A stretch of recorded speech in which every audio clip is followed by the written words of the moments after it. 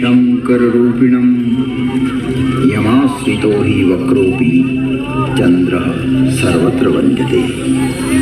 भवानी शङ्करौ वन्दे श्रद्धाविश्वासरूपिणौ याभ्यां विना न पश्यन्ति सिद्धः स्वान्तः स्थलीश्वरौ।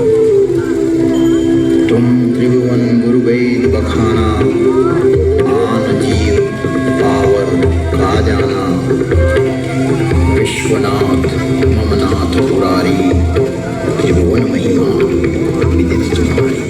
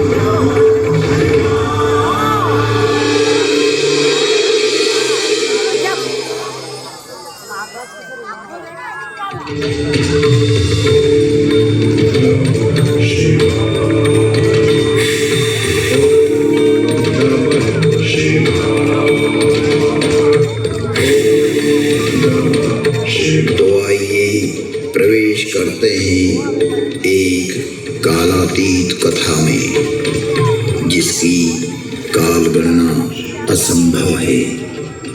घटना युगों पहले की है कि जब अनेक अंतरिक्षों में अनेक ग्रहों पर उद्भव, पालन और संहार हो रहा था। अर्थात कई सारी सृष्टियों का प्रादुर्भाव और विलय हो रहा था। कई वहाँ की सभ्यताएं विकसित हो रही थी तो कोई नष्ट हो रही थी, और वर्तमान में भी यही क्रम अनंत कालों से चल रहा है और अनंत कल्प कल्पांतरों तक चलता ही रहेगा। यह अंतहीन क्रम है, परंतु यह घटना इस पृथ्वी नामक ग्रह की है कि जब यहाँ सब कुछ निशब्द था, समस्त पृथ्वी जल आप्लावित थी, तभी भगवान विष्णु ने वराह रूप धारण कर पृथ्वी के कुछ भाग को जल से बाहर निकाला, जिससे कालांतर में इस पृथ्वी पर जीव पनपने लगा। और एक बड़ी काल गणना के बाद यहाँ मानव पैदा हुआ, किंतु उसे किसी प्रकार का बोध नहीं था, किसी भी प्रकार की अभिव्यक्ति की समझ नहीं थी। ना तो उस समय शब्द था, ना कोई वर्णाक्षर। चराचर जीव जगत अपने अपने समूह में एक मूक दृष्टि से एक दूसरे को निहारते थे, लेकिन कुछ भी अभिव्यक्ति नहीं कर सकते थे। चारों तरफ इस पृथ्वी पर सन्नाटा ही सन्नाटा था। प्राकृतिक स्वरों ध्वनियों के अतिरिक्त यह पृथ्वी निशब्द थी। ऐसे कई युग बीत गए कि अचानक ब्रह्मा को विचार आया कि पृथ्वी का निर्माण हो चुका है। विष्णु ने अपनी व्यवस्था भी व्यापित कर दी है, लेकिन शब्द की उत्पत्ति कौन करेगा? बिना वाणी अभिव्यक्ति कैसे हो पाएगी? जब ब्रह्मा और विष्णु को प्रेरणा हुई कि देवों के देव महादेव ही इस सृष्टि में शब्द की स्थापना कर सकते हैं, शब्द ब्रह्म का दान दे सकते हैं,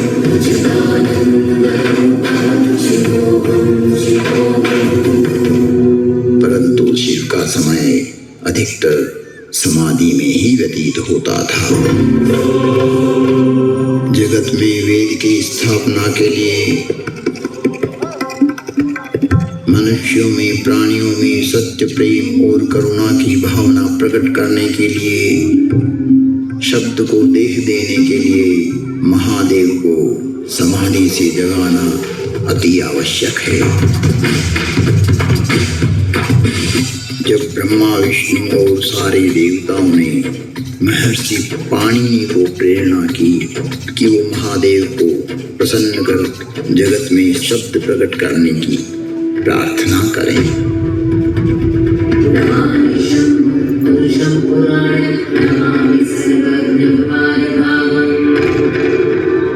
महर्षि पाणिनि की निष्प्रिय एवं जगत कल्याण की भावना से की गई तपस्या ने भगवान शिव की समाधि में विघ्न डाला। महादेव की समाधि असमय भंग हो गई। महादेव की जागते ही उनका रौद्र रूप प्रकट हुआ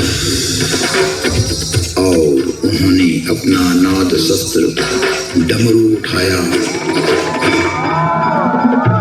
और भयंकर तांडव करने लगे।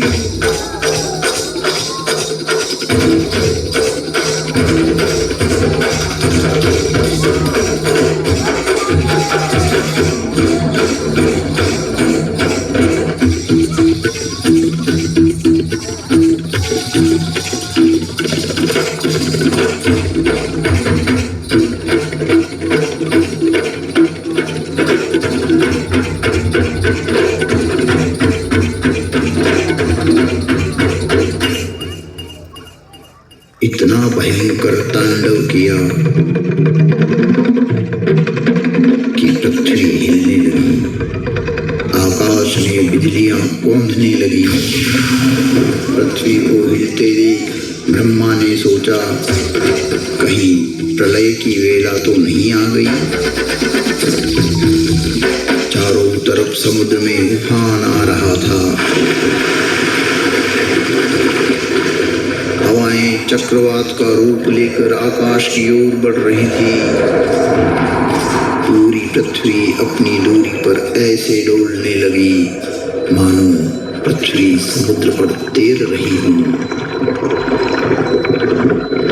तब महादेव ने अपना डमरू बजाया और असमय समाधि में हुए विघ्न के कारण तांडव करते हुए मानो अपने इस नाद से संसार को बधिर कर देंगे, इस सृष्टि को समाप्त कर देंगे और उसकी तीव्रता को प्रकट करते हुए प्रचंड एवं भीषण गणगोर ध्वनियां पैदा करते हुए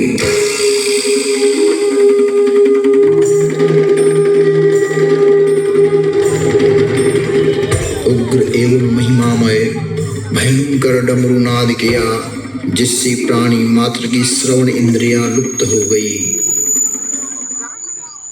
नाद इतना भयावह था कि प्राणी मात्र के कर्ण भेद हो गए। कुछ काल के लिए यह स्थिति बन गई। महादेव तांडव करते हुए अपने उग्र नाद वाद्य से कुछ ऐसी शाब्दिक रचना की जो आज इस भूमंडल पर शब्द और श्रवण का कारण है, जिसे महर्षि पाणिनि ने अवरुद्ध हुई अपनी श्रवण इंद्रियां पुनः जागृत होने पर शब्दों में पिरोया। जगत कल्याण के लिए महादेव की प्रेरणा से नाद वाद्य से निकली हुई ध्वनियां जो आज इस संसार में व्याप्त है। इस भूमंडल पर कोई भी व्यक्ति किसी भी भाषा में अपनी अभिव्यक्ति करता हो, उसका उद्गम स्रोत महादेव का डमरू ही है। और वो डमरू इस प्रकार बोला, ऐं ऋ ऐं ऐऔच भयवरट लण यमगणनम जभय गणदश जब गणदश खपचटत चटतव कपय शशशर हल।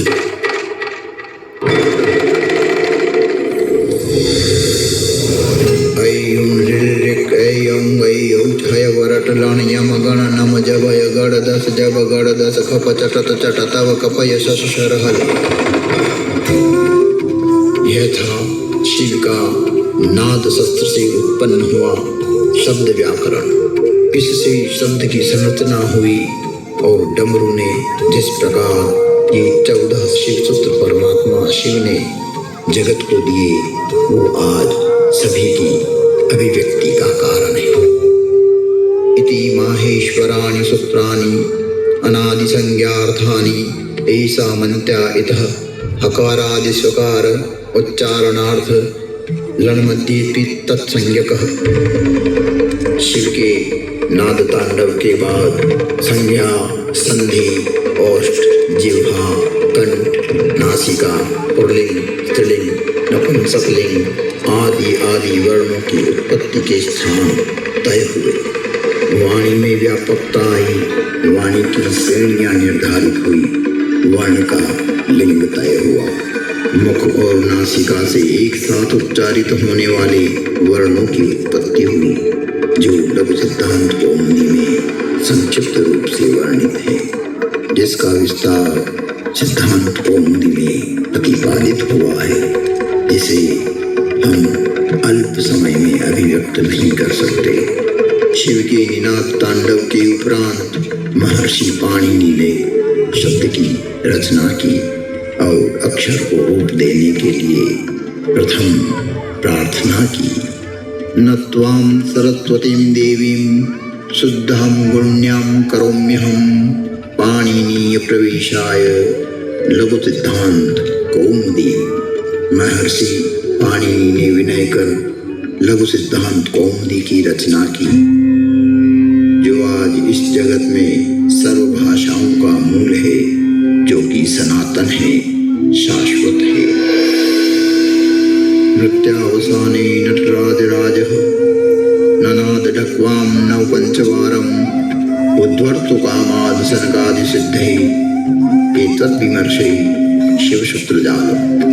तुम त्रिभुवन गुरुवेद बखाना, आन जीव पावर का जाना, विश्वनाथ ममनाथ पुरारी त्रिभुवन महिमा